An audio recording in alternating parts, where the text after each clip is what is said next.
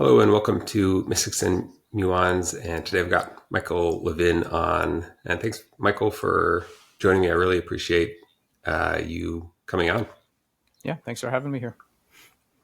Um, I've listened to some of your interviews with Bernardo Kastrup, and my background, I'm a dentist, but got bioinformatics as my undergraduate degree. And so very interested in the biology, but also the computational views of reality. I'm curious a bit about your background, and I've been thinking a lot about Plato's cave lately.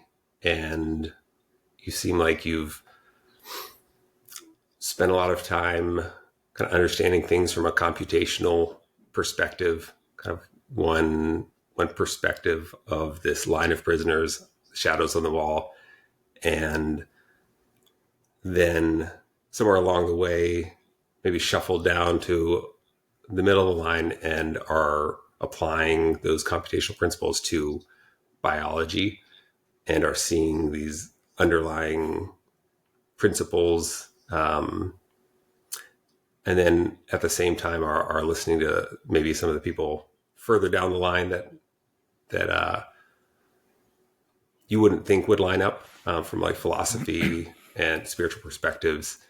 And so that's been, you talk a lot about the caterpillar and the butterfly, and it seems like, yeah, we can have this conceptualization of the shadows on the wall, this two-dimensional perspective of reality. And then it's also helpful to kind of fall back into, well, this doesn't prove, that there's something more, but is it helpful to look at, fire, these objects? Is there a deeper level of reality that's manifesting the way that we see it, that is underlying all these different perspectives? So I'm curious about your kind of your arc from computation and biology, and then how that's tying into philosophy. Yeah, well, the one thing that I feel strongly about is that there are multiple different perspectives that may or may not be useful in different circumstances, and we have to find and use the ones that are working for us. So I think computation is a great one. It applies in many cases. It lets you do many interesting things. There's no reason to think that it exhausts everything that we want to know or everything that we want to do. And there are many other possibly useful perspectives. So I'm interested in testing out different ones and see how they work. The reality for us is that we have a limited time, all of us, in which to deal with the interesting and challenging things in life. And it's often impossible to wait until the tried and true methods of science have figured that all out, right? So maybe they will and maybe they won't, but a lot of it is not going to happen in our lifetime. And so, you use whatever tools you've got to take the best guess at what you need now, which is, for all of us living agents, we need some degree of insight into what's going on. And sometimes, in fact, often science provides the best way to do that, and other times you have to take guesses at things that we actually can't prove or rigorously deal with at the moment. I've every faith that at some point we will, but we're all functioning with limited capabilities within our own lifespan. So that provides for me the openness to look at various ways of dealing with the big questions in life. Do you feel like anything's kind of guided the arc of your career and work? Sorry, do I feel that what has Do you guided feel it? like anything's kind of guided this, the arc of, I mean, you're asking a lot of questions in science that doesn't seem like other people think should be asked, or make sense to ask. I've heard you talk about, like, why don't we view weather as potentially a conscious agent? A lot of the things that you ask, they other people wouldn't ask them. And so I'm curious, like, where you find that kind of inspiration, or what grounds that? Well, so first, just to be clear, I'm not claiming that weather is a conscious agent for two reasons. One is that I don't talk much about consciousness at all yet. Mostly, what I talk about is cognition and intelligence, which are quite different. But also, my claim about the weather wasn't any specific positive claim about the weather. What I was saying is that all of these systems are potential candidates for various degrees of cognition, and you can't just decide what you think they are from an armchair. So people often will say, "Well, that's just that's just a chemical system. That can't be cognitive. That can't have cognitive properties, or weather, or whatever it is." My point is that it's just as wrong to say it absolutely isn't as to say that yes, the solar system is this giant mind and there's a spirit behind every rock. But both variants of this are I think bad because they don't offer the ability to make use of those hypotheses. In other words, I think that all of these kinds of claims are empirical testable claims. So if you think the weather has cognitive properties, the way to find out if you're right or wrong is to try, for example, training it. So do hurricane patterns have some sort of habituation, sensitization, if you are able to stimulate them on the right scale? I mean, obviously that's very difficult physically, right? But for these large systems, and for the universe, that's impossible, and for the solar system, that's impossible for us now, but maybe someday would be possible. You could imagine. I've talked to physicist friends about designing a sort of gravitational synapse, this like giant solar system type of arrangement where certain masses would come flying through and they would disturb the stability of the system in a way that the next time it comes flying through, something else will happen, right? So some sort of historicity. So anyway, so it's possible, but you can't just claim it in either direction. You can't say it does happen. You can't say it doesn't happen until you've done an experiment. So that is something that I've been pushing, which is to develop a framework for how do you do these experiments in unconventional systems where we're not sure what's going on, and we're really not sure of much. I mean, people who make these really strong pronouncements about what AIs can and can't do, what quote unquote machines can and can't do, what humans do. People should know, like, we're operating still at a very early stage of this science of diverse intelligence. We don't know how our own minds do most of the things we do. We don't know how to recognize these capacities in other unfamiliar embodiments and other scales, other materials. We're really not very good at that at all yet. So I think it's entirely too early to make any strong pronouncements. What we can do is work on a science of how do you find other minds in novel embodiments, and how do you broaden the outlook. Our cognitive system was shaped by evolution in a very particular environment, and we're not primed to recognize agency working in other spaces, at other timescales, and so on. So my own trajectory, then, just to go back to your question, my own trajectory is that I read a lot and widely as a kid. I liked science fiction a lot. I read, philosophy, different kinds of science, and so on. And I think I am just fundamentally prone to ask all kinds of weird, divergent questions. But what I'm really happy about in our work is that we get to test these empirically. So I think on our best day in my lab, what we're doing is filling out the full stack from deep philosophical ideas, which people have been raising and arguing about for probably thousands of years, and moving from that into rigorous computational frameworks that lead to real experiments, which then, if we're on the right track, actually lead to the clinic. So and to applications in engineering and AI and robotics and regenerative medicine and so on.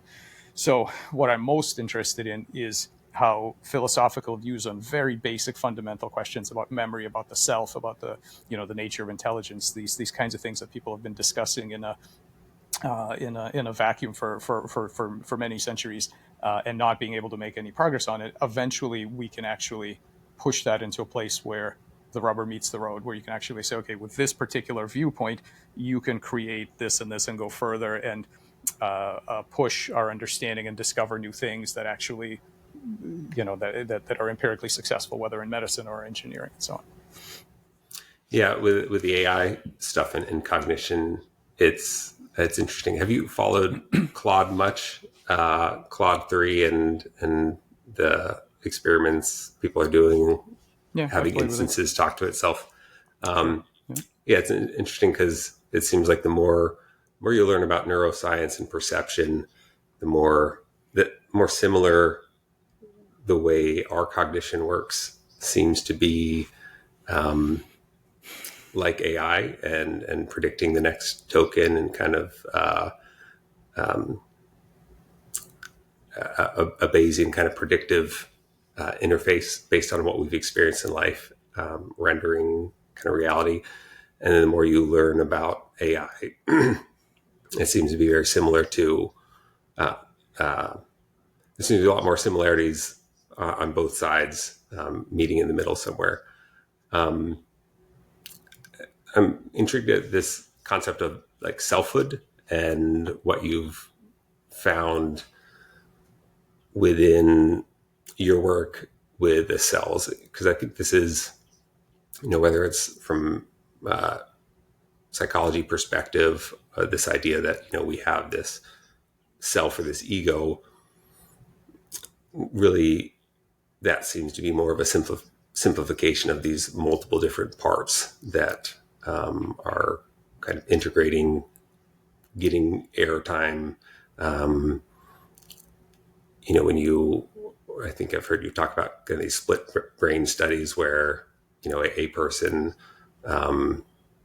may have, I'm not sure if it was you or somebody else, somebody that is deeply religious, but then the left hemisphere is anesthetized, and then they're writing, somebody's asking them a question, and the person that's writing back, or the personality that's writing back, is an atheist.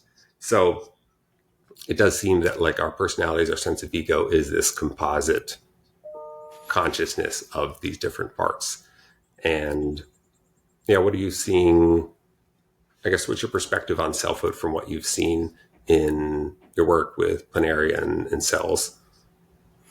Well, let's go back to the beginning and look at our somatic selfhood, the bodies and where we come from. So initially, we come from a single cell, and eventually, that cell divides, and you get this blastoderm. You get this flat disc of 50,000 cells or so, and we look at that and we say, "There's an embryo."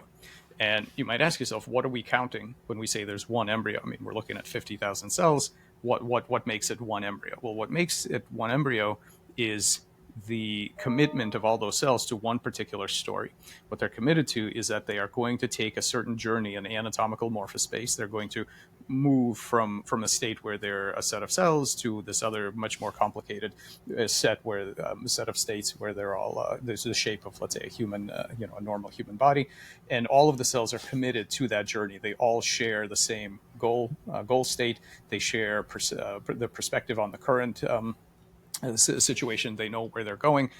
They're going to work very hard to defend it, because if you try to perturb them in various ways, they can repair and get around various perturbations. So it's not just a mechanical process. They actually will work hard to get to this goal despite novel circumstances. And what's happening there is that they have to settle on a number of things. One of the things they have to settle on is the borders between self and world.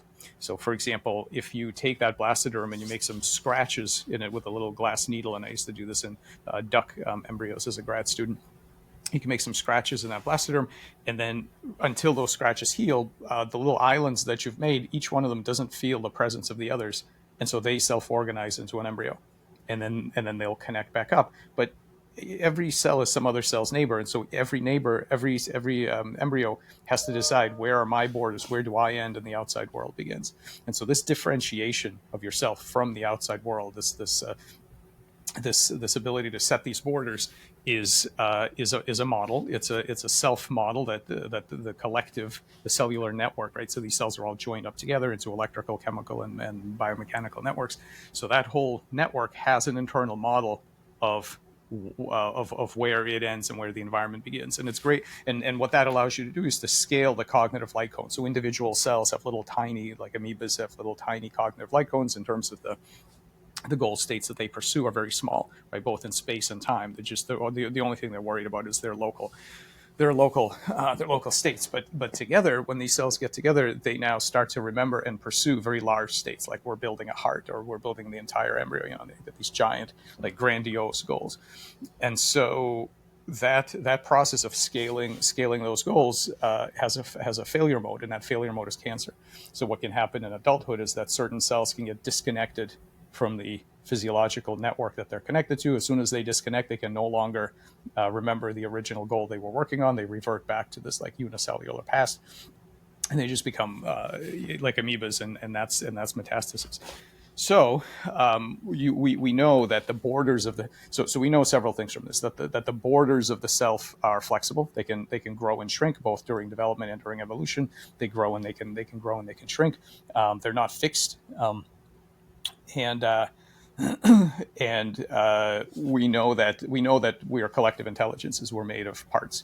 Even never mind the split brain patients, but if you look inside one hemisphere, there are lots of components in there. If I showed you a hemisphere of a brain or an entire brain, and you didn't know what a human was, and I said, "Hey, how many selves do you think fit in here? How many can this support?"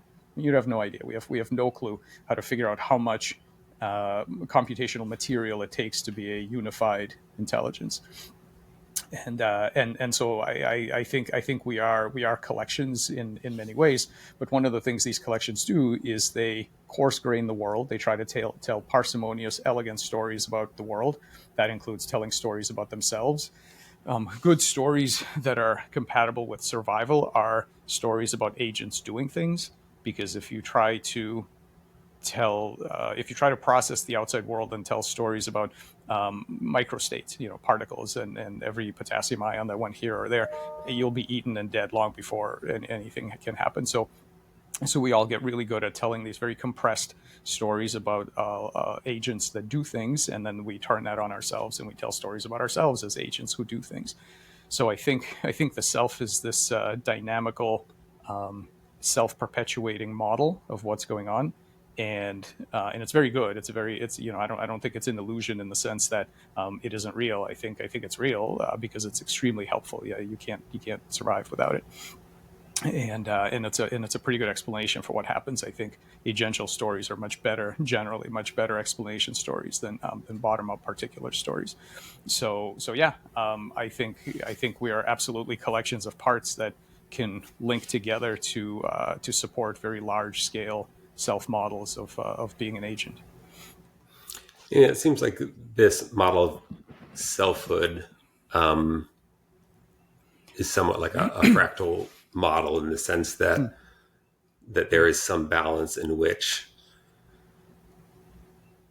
what's it's kind of a tenuous balance, because I've heard you talk about this, like the application to morals and ethics is that when you're going out rock climbing, you don't really care that you're losing these individual cells, because the goal of the person self is being fulfilled. You're going to lose some skin cells on the rock, but there is some balance in which it seems like both psychologically and physically we are healthiest when there's a balance of identifying the self as the collective.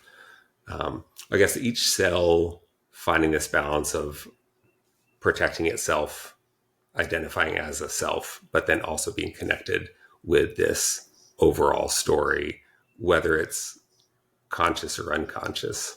And it seems like that's happening with cancer, is this breakdown of balancing individual, like a smaller self with this overall self. Can you talk a bit about what you see with cancer forming and reintegrating cancer? And then I was curious, when I've listened to you talk about cancer, I think I've heard you talk about how cancer isn't necessarily more selfish or aggressive. It just has a different definition of what the boundaries of the self are. And does cancer, does it look like the cancer cells individually identify as a self, or is there some collective intelligence of the cancer, the tumor together? Let's see, a few things there. First on the ethics part. So, I think it's true that systems find it in general. Certainly, we find it very hard to understand the agency and the moral worth of other beings that are not like us. I mean, this is pretty obvious with respect to very minor differences among humans, right? So history tells us that we're very prone to making huge distinctions based on really pretty trivial in-group, out-group kinds of distinctions. But more broadly, it's very hard for us to understand and value other beings at different scales and different implementations. There's an old, I wish I could remember who wrote it, but there's an old science fiction story about these extremely dense life forms coming out of the center of the Earth. They live down in the deep in the planet. They're unbelievably dense, and they come out of the Earth, and as far as they're concerned, everything the crust and up is just gas phase to them. It's so rare they can't see us because they see using these gamma rays, and they can't even see us. But they know there's a gas, there's kind of like this gas around the core of the planet. And one of them's a kind of scientist, and he says, I've been watching this gas, and there are like these patterns in the gas. There are like these fluctuations that happen, and it almost looks like they've got a little bit of self determination. They're doing stuff, and the other beings are like, that's crazy. Patterns in gas can't be real. We're real. We're actual things. Patterns can't be selves. And he says, no, I think they're doing stuff. And then they say, oh, by the way, what's the time frame of these fluctuations? He says, well, each one lasts under 100 years. And they say, okay, well, that's ridiculous. Nothing interesting can happen at that time scale. We live millions of years. You're looking at just blips in the gas, right? And so that just reminds us, it's all a matter of perspective, size, scale. It's very hard for us. And so I think that both upwards and downwards, we are really over committed to ourselves as the only kind of being that matters, and that's going to lead to massive ethical lapses. I mean, people spend a lot of time worrying about what happens with a kind of objectophilia, where people mistake simple chatbots for advanced beings and so on. And yeah, that's going to happen, and that's an issue. But it's really crucial to get it right, not just to skew down. Being skeptical about the things you're dealing with is fine, but getting it wrong in the opposite direction, meaning not recognizing minds that matter, leads to, I think, massive problems. And so that's why we need a science of getting this correct. With respect to the cancer thing, I mean, okay, we could talk about cancer cells and the benefits of cells. I am in no way saying that cancer is not aggressive. I'm not saying that it's not a terrible problem. It absolutely is a terrible problem. The suffering is immense, and we absolutely need to deal with it. I'm not here to say things like we should be nice to the cancer because it wants to live too. Like I think that's ridiculous, and we absolutely need to solve it. But I do think that it's pretty clear that if you demarcate the cognitive light cone as the size and scale of the goals that any being can pursue, then what you have in cancer is not really that it's more selfish. It's just itself is smaller. So what you've got now is you've still got a homeodynamic system that's trying to do the best thing it can for itself, but now the self is tiny. So whereas before cells were building something very grandiose, and they would defend it. If you have a salamander limb that gets amputated, the cells will get right back into it and build the limb, and then they stop when it's done. And many cells have to die for that to happen, and they're cool with that. They're going to do it because that's the goal of the collective. And then there are a number of ways that network can be broken, and the individual cells, when they are not connected to this network that has the capacity to remember these large scale goals, they revert back to their ancient unicellular goals, which is basically reproduce as much as you can and go wherever life is good. And that's now there's another component here, which is that there are actual tumors and tumors are often quite structured, so it's not just a unicellular phenomenon. So I think that these cells are actually trying to get back together into groups and build something. What they build is not what the large scale organism wants. It's not adaptive, but I think they do try to connect to each other and build something else again. But that leads us to the big question of, when you have these composite systems, whether they're built of cells, whether they're built of humans in a society, whether whatever they're built or built of molecular networks into a cell, where do the goals of the collective come from? Because there are the goals of the individuals, and then there are some interesting connection policies. You could call them cognitive glue that binds these things together into a larger scale individual. And then we have to understand, okay, so where do the goals of those individuals come from? And that, and can we learn to predict them? And that, I think, is actually it's an existential level challenge for humanity, because we build these things all the time: social structures, financial structures, Internet of Things, the internet, robotics, all these swarm robotics, all these kinds of things.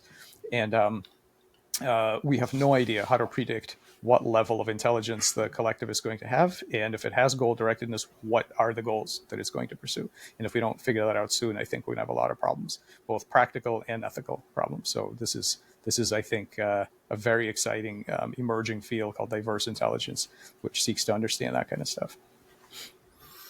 Yeah, I'm curious to get your thoughts on this. This might go a little more kind of woo or spiritual. So, my experience, I was raised deeply religious, but was primarily logical, physicalist. Never really integrated the spiritual and the scientific. And after leaving religion, didn't really have any interest or sense that there was something to be figured out there. I really just kind of relied on logic. When over a couple of years, my life turned upside down, moved cross country, divorce, career shift, getting into therapy, like shifted me from this very left-brained perspective to having, what I later learned was, mystical experiences, these feelings of oneness, ineffability, connection with everything, this love for everything. These were endogenous, not, but very much lined up with what psychedelic research is showing, kind of defining this mystical experience as. And so during that, it got me thinking about these things and ultimately settling into a position of idealism and viewing ethics, from this perspective of like balancing, how do we balance this? I'm an individual, but I'm also part of, the one that everything that I see is kind of a manifestation of this different higher mind or whatever you view it as.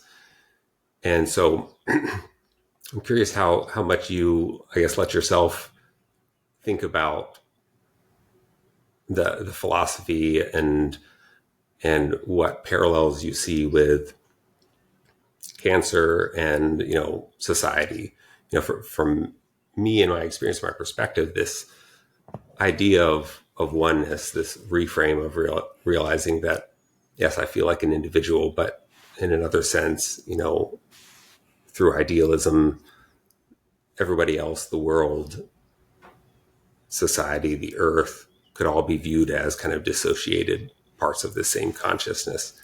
And so if I can kind of heal myself enough that I'm able to, the tricky part is trying to render or emulate things from another perspective, because it's very hard to, it's easy to kind of view other humans as selves and try to figure out what they're feeling. It gets harder as you go either down to animals or to AI. But so, yeah, I guess what similarities do you see in terms of cancer, as well as what happens in society? When groups don't feel connected with the rest of society, don't feel connected with kind of this ecosystem that we are on the earth. And I guess how useful do you think drawing parallels there are? How much, where's that balance of speculation, usefulness, and how much do you feel you can support through what you're finding versus just philosophizing? Yeah. Well, a few things. I mean, let's start off by saying that there are much more expert people than I to talk about social issues. Okay, so this is kind of in many ways beyond my pay grade. But I'll tell you what little I can say. The first thing is that we have to understand that when you make collective intelligences out of components, there is actually no guarantee that the collective is going to be higher or let's some sort of more advanced level of intelligence than the components. So sometimes, and certainly that is the case for us in terms of being made of cells and so on. But that's not always the case. And collecting humans into a group in no way guarantees that the group has in any way a better intelligence, better ethics, better anything than the components. So we need to know that. The other thing is that what's critical here is the connection policies. So exactly how is it that we're connected, and that is going to make a big difference in what happens next. And we do not have, there isn't yet a good science of picking optimal connection policies in line with the outcomes that we want. So what I definitely do not support, I mean, so people often hear the cancer story, and the kind of thinking goes like this: well, okay, we see what's happening. So individual cells are maladaptive and cause cancer when they disconnect. When you hook them up together, you get this beautiful organism and this wonderful life that we like. And so let's just do that at a higher level. Let's just connect all the humans. And by the way, in order to connect the cells, one of the key components of that cognitive glue is a gap junctional connection, meaning this electrical synapse that forms between the insides of adjacent cells. And one of the things it does is it shares memories back and forth. It shares physiological events, so that two cells that are connected in this way have a very hard time figuring out which thoughts belong to whom. And so now that makes it a more unified collective when they're not able to have individual thoughts of their own. And so a lot of people jump to that and they say, fine, we'll just sort of wire all the humans together into this giant mass. Everybody will share all their thoughts, and then they'll be fantastic. So this is not anything I in any way support. I think that these kind of large-scale forced collectivism kinds of experiments have been done a number of times. They always end the same way, in disaster. And so this is a terrible idea. Now I do think that there may be better policies for connecting agential subunits such as ourselves into a more functional, larger whole. That remains to be seen. We don't know. I'm open to the possibility, but it needs to be found. We have not found them yet. We don't have, to my knowledge, and again, I'm no historian, but to my knowledge, we have no positive examples of having both. A healthy, this kind of pleasant, hippie sort of society and some sort of scientific progress. We've had one without the other in both directions in the past and now, but I'm not aware of any successful examples of having both. And so I'm optimistic that remains to be found, but it is not as trivial as connecting us all in some way, whether social, financial, or physical, that makes us all into a giant syncytium. I don't think that's going to work. And so I really think we need a science of how collective intelligences and the contents of their mind really arise from their subunits. And there's people working on it now, but it's very early days, and we do not know how to do it yet. Yeah, it's interesting. Again, this is outside of biology, but this is kind of the same idea that I had to wrestle with in terms of like post-divorce, trying to understand like what a healthy relationship is, a union between two people, in that there are these two extremes.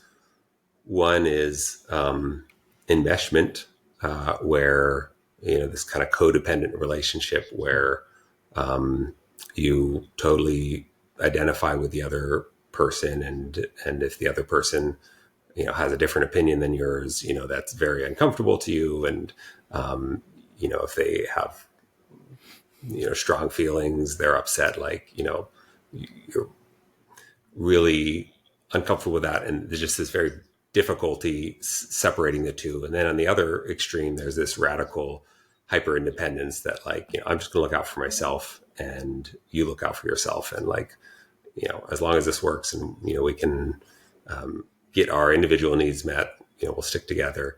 But I think in between, there's this balance of this interdependence where,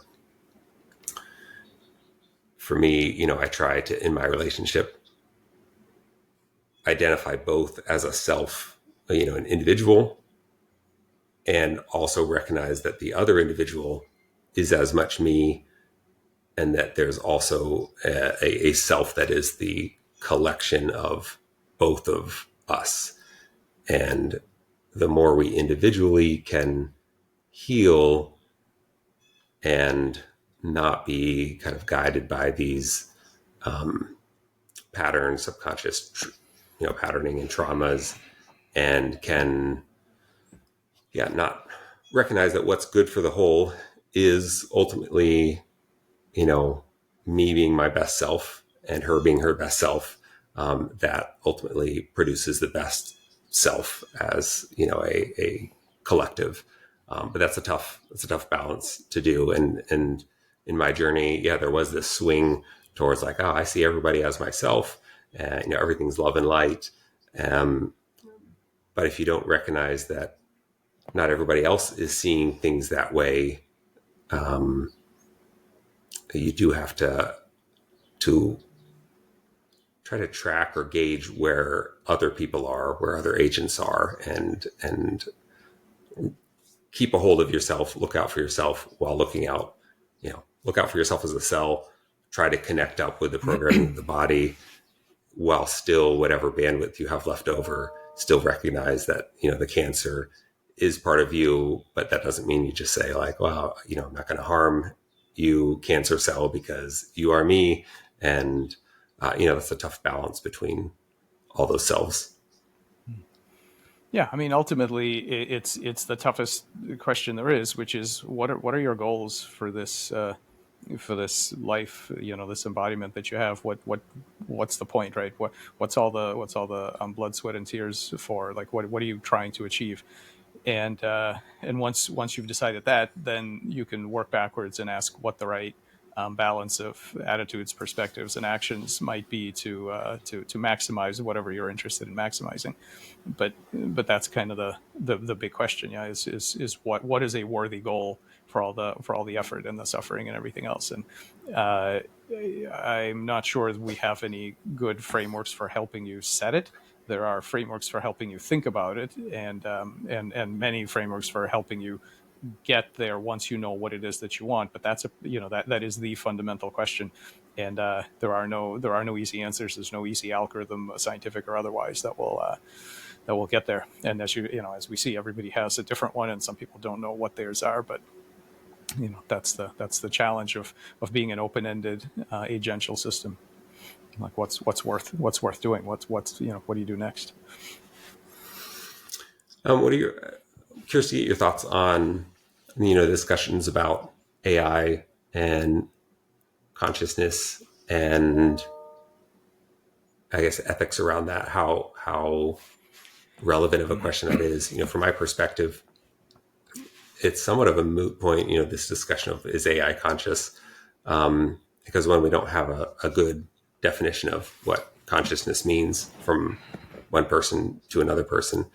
And while on the one hand, we recognize, looking at primates, looking at animals, I think most people recognize that there's a gradient of consciousness, or they view that there is some gradient of, that separates animals from humans.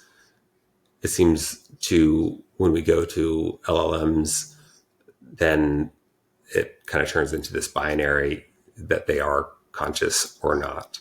But then in the end, it seems somewhat of a moot point to me, where I feel we're quickly getting to the point where it's not going to matter so much whether these are conscious or not, because, I've got a 7-year-old kid. We're going to quickly get to the point where we're not going to be able to tell whether the agent on the phone talking to us is, an LLM or an actual person. And so I'm not going to tell my kid, okay, well, if it's a real human representative, then you have to be nice to them. But if it's a computer, they don't feel anything, and you can just just be as belligerent as you want, just to really get your needs met.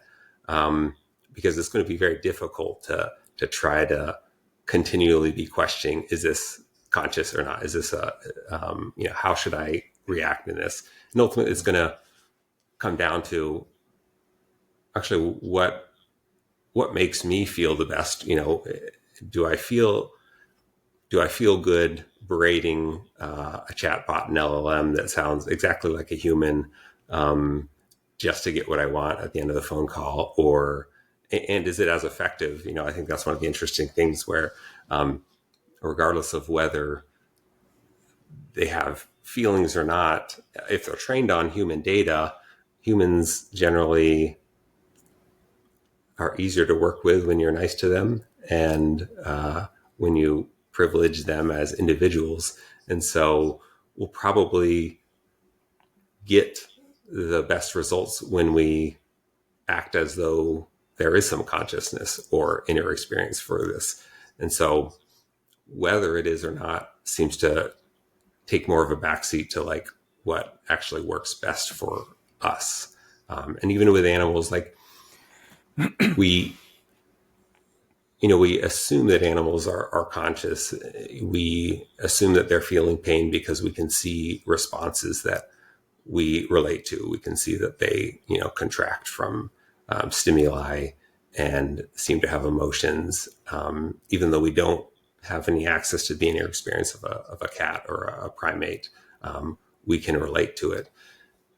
And even though AI, LMs are of a different substrate, at some point, it's going to be very difficult, I think, for us to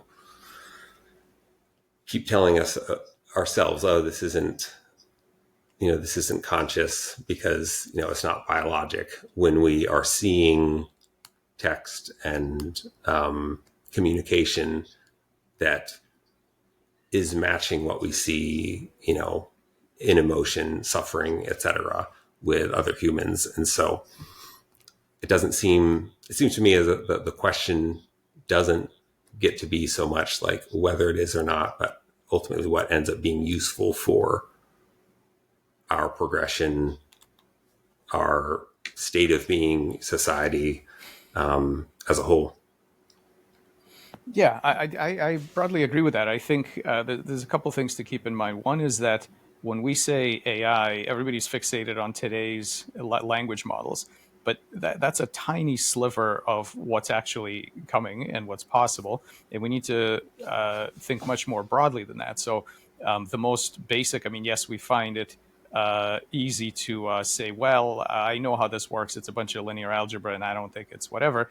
Well, you and I are a bunch of differential equations, and Mm-hmm. you are at some point, right? So there's this problem of other minds, and you say, well, it's kind of stupid to think that you're the only mind. I mean, I'm a human. I look just like you. I'm probably the same as you. You're going to have humans that have some brain chips in them and some cyborgs that are like, 52% of my brain has been replaced with whatever. And like, and I'm, and somebody might say to you today, I'm neuroatypical. You don't know how I feel. You have no idea what it's like to be me. And that issue, right? And what was it like to be a human 200,000 years ago, right? Or 800,000 years ago, and whether a lot of our concepts of around responsibility and all of these things could be applied to an ancient hominid and things like that. It's a very smooth spectrum. Saying yes or no is completely useless. We're going to have very kind of wild types of cyborgs and hybrids and all kinds of things. Not to mention, what science fiction dealt with 100 years ago and beyond that. So some alien spaceship lands on your front lawn, and this thing trundles out and sort of hands you a poem and says, "I've been waiting for so long to meet you. Lots of us died on this journey, but we're like so happy we're here." And you sort of look at it and you go, "You're kind of metallic and shiny looking. I don't know about this. Were you designed, or were you awesome like me, because like made by a process of random evolutionary search?"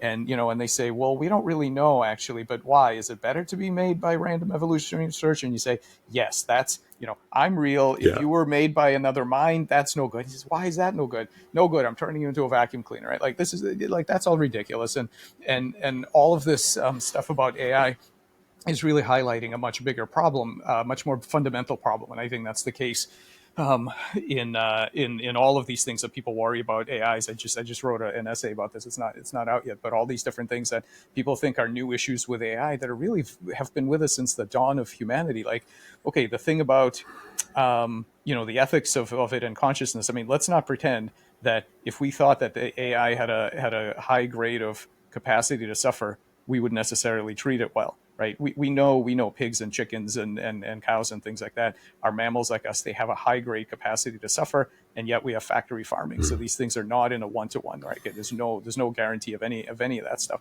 And the fundamental issue, you said the right thing. About what do you teach your kid? That has been with us long before AI. I once heard a conversation between two kids. They were probably like, I don't know, 8 or something like that, and one of them was from a vegetarian family, and the other one says, something that I had a chicken sandwich or something. He goes, what do you mean? What's a chicken sandwich? And he says, well, it's chicken and we eat it. He's like, wait a minute. And this other kid's starting to understand what's happening. Like, he never thought about it. He's saying, what you're telling me is you chase down this beautiful chicken, you kill it, and then you eat it. And the kid was like so disgusted by this, and the other one was like, yeah, that's what we do. What's wrong with that? And they were just like, what? And so there's this incredible disconnect, and that tells you right there, what do you teach your kids? Is it okay to do that? I mean, most of us most kids, I guess, eat meat. And so long before AI showed up, you have to have a discussion with your kids about how do you treat other beings, and it's never been an easy conversation. And which beings, and how do you recognize the ones that you're supposed to have certain degrees of a moral relationship with? That's got nothing to do with AI. That's a fundamental problem. And it was easier before, when you could do a couple things. You could say, well, it's like this. You walk over and you knock on it, and if you hear a metallic clangy sound, it's all good. Knock yourself out. Do whatever you want. And if you get this this like woolly, sort of warm like thud, then you better be careful.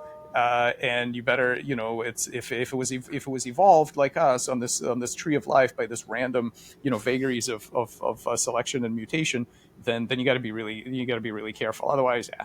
So that doesn't work anymore. It was never any good, but it was okay for a while because there was nothing else. There were no other test cases that sort of ran afoul of that. But we knew that was going to change. That it had to change, and it's going to change. And it's not because of language models or today's AIs or anything like that. It's going to change because we're finally understanding the material is not magic, and that there are an astronomical option space of possible bodies and minds, and many of them are going to exist soon, and they probably already do exist elsewhere, I would guess, in the universe. And so this is a much more fundamental question of how do we recognize and how do we scale our ethical concerns for the different types of beings that are out there, some of which are extremely alien, and some of which are, on a continuum with a standard modern version 1.0 human. So those are very fundamental concerns that I don't think they really have anything to do with AI. And I think that the kids, in a couple of generations, well, probably the next generation of kids are going to find all this hilarious. They're going to find all this hand wringing about, is it or isn't it? I mean, it's going to be astounding to them that we lived in a house where only one or two things had an opinion, right? There's only a couple things in your house, your spouse, your kid, whatever, that actually has, and that you can talk to. The rest of it is like silent. That's going to be such an incredible thing. The way that we now think about in the past, when there wasn't any electricity and you couldn't get food when you wanted and stuff like that. Everything around you is going to talk, and it's going to have thoughts, and you're going to have to talk to it, and you're going to have a theory of mind of how to deal with it. And some of them will be hybrid biologics, and some of them will be purely silicon, or whatever they're going to be. And it's going to be a completely different world as far as the kids go. Our primitive attempts to divide the world into things that do and don't have this magic glow is doomed. We know that. The trick though is to develop principled frameworks to get it right, to scale our. You don't want to be the person that falls in love with the Eiffel Tower or a bridge. I mean, there are people who do that, right? So you don't want that, and you also don't want the ethical lapses of saying that only love your own kind, right? You can only love your own kind. Both of those things are terrible. So we need some sort of principled framework in the middle, and that's what I work on. That's what a number of other people work on. Yeah, I think more and more like it just like you said, this question, like it won't matter anymore. It'll be humorous, the hand wringing that we do. I mean, like people will fall in love with AI. They'll form deep connections with these models. They'll heal in therapy with these, and it won't, like, the question of like whether this is conscious or not won't, I think, will take a backseat to like what they're experiencing, in like what meaning they're experiencing from it. So in some ways it is funny in that, like, I feel like those that are so logically and left brained, and wringing their hands over this issue, run the risk of being left behind by, like, my my partner, or like my mom, who's been saying thank you to Siri for years now, and that I maybe thought was silly because it's just a robot. It doesn't have any feelings. But it's like, well, there's that distinction doesn't really apply to those that aren't so obsessed about these strict definitions. Yeah. Well, and there used to be, you can think about, there used to be situations in the historical world, and probably some places in the world now, where saying thank you to certain classes of people is considered stupid, right? So it used to be the Mm. case that you could say, "What? I don't care that you're physically and mentally like me. You've got this massive difference. You're in a different social class, right? Like, amazing." And so I'm not going to say thank you to you, because that's not the kind of thing we do, right? That was pretty prevalent. And so we just have to really think about what are we really doing when we do these things, and on what basis. I mean, people have such strong feelings. It definitely does. People will say it all the time. It definitely doesn't, and it can't, and I don't. We have no clue. We have absolutely no clue. We don't know what it says. It isn't really. It doesn't understand what it's doing, even though it does. It answers questions, and it doesn't Hmm. really understand. I understand.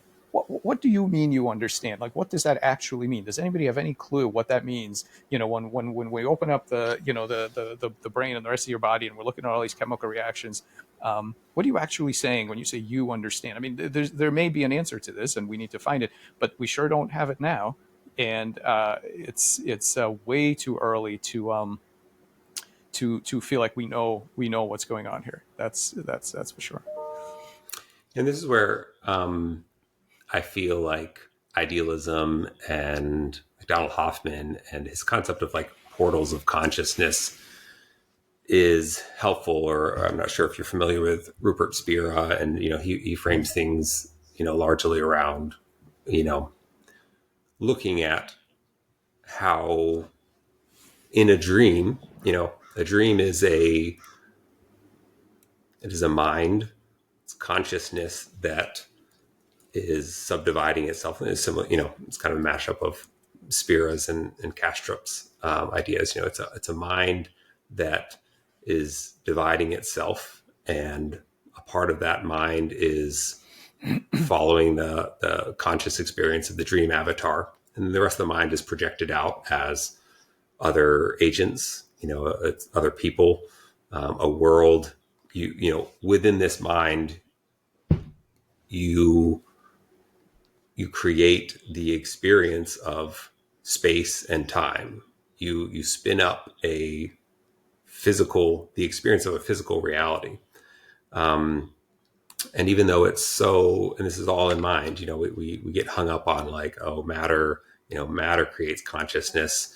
There's no, it's absurd to think that, consciousness could create matter. But like, we have this experience every night in which through consciousness, we experience what we are convinced of as matter. And we also experience this dissociation where, we interact with other parts of, the dreamer's mind, but Yeah. now they are other people, and they represent things. And you feel separate from it. And there's some utility in that because you can process it you have this dissociation. You create these arbitrary boundaries. And I don't know if you've heard Kastrup talk about how, these individuals with dissociative identity disorder who have these alter egos, in some instances, when they interview them about their dream, the alter egos all remember the same dream, but from different people in the dream, from different perspectives. And so, I think this is a helpful metaphor for understanding reality. It kind of goes along with the simulation hypothesis, but in this world, in the dream, consciousness or other parts of the mind are manifest, and I guess bigger clumps of the mind or whatever, more meaningful things are manifest as other people, as more complex things than like the stone on the ground in the dream. If that is a model for reality, if there's some truth to that, if you were having, the most lucid dream and you were sitting across from somebody that you fell deeply in love with, and then they cut themselves and you see, transmission fluid leaking out instead of blood, you wouldn't, it wouldn't make a difference. From our perspective, we realize, okay, that's just mind that is really substrate independent in the way that it kind of creates this portal of consciousness. And so I think that's, Donald Hoffman talks about these portals of consciousness with, this, we create kids and we are creating a new portal of consciousness. I see both AI and non-human intelligence, this stuff about the disclosure as like, this looks like these two other instances in which, we seriously have to consider the idea of, are we tapping into portals of consciousness that are substrate independent, that aren't operating according to this physical world, the space-time that we like to slice up the world and interpret it through that lens. Yeah. And I apologize. I'm going to have to go in about 3 minutes, but just to respond to that, yeah, I think you're right. And I think there's an even closer scenario, which is that I get emails from people all the time that say, look, I've read your paper. I realize now I'm a walking bag of cells and I'm completely depressed. I don't know what to do anymore. And, the answer is, well, go do whatever amazing thing you were going to do before that, because you didn't learn anything about yourself. What you've learned about is cells. And so what I find really incredible, right? So it's just like what you said. There's a scene in this Ex Machina movie, right, where he's cutting his arm to figure out if he's a robot too. And the reason people find it very important is that, which I think is super weird and interesting, is that if they were to see that yes, there's cogs and gears inside, they would rather revise the view they had of themselves as this important, agentially, potent being, instead of revising what they thought about cogs and gears. I mean, are you really that attached to the physicalist story of cogs and gears that you wouldn't say, oh, amazing, cogs and gears can, I guess, underline my awesome cognition, and now I'm going to do whatever? No, what you say is, oh man, I have this story that I really believe about what cogs and gears can do, and now I guess I have to take away my own free. Like, isn't that incredible? Isn't that we would rather, you have this primary perception of, and this decades of experience taking actions and being responsible for things and doing things, and you're willing to throw it all away over a story of what you think the transmission fluid does or doesn't do. We have no idea what